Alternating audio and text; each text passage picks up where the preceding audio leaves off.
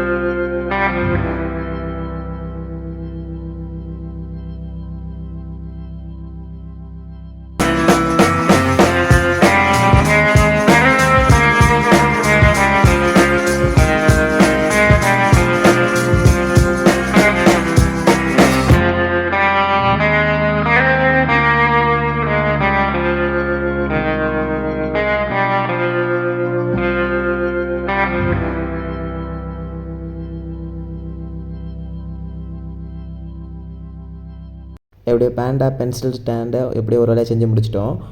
பார்க்க அழகாக இருந்துச்சுன்னா மறக்காமல் கமெண்ட்டில் ரெட் ஹார்ட்டை கமெண்ட் பண்ணுங்கள். அது இல்லாமல் உங்களுக்கு உண்மையிலேயே பேண்டாவை பிடிக்கும்னா மறக்காமல் க்ரீன் ஹார்ட்டை கமெண்ட் பண்ணிட்டு போங்க. அப்படியே நம்ம சேனலுக்கு ஒரு சப்ஸ்கிரைபும் தட்டி விட்ருங்க. பரவாயில்லைங்க, நான் நினச்சதோட இது நல்லாவே தான் இருந்துச்சு.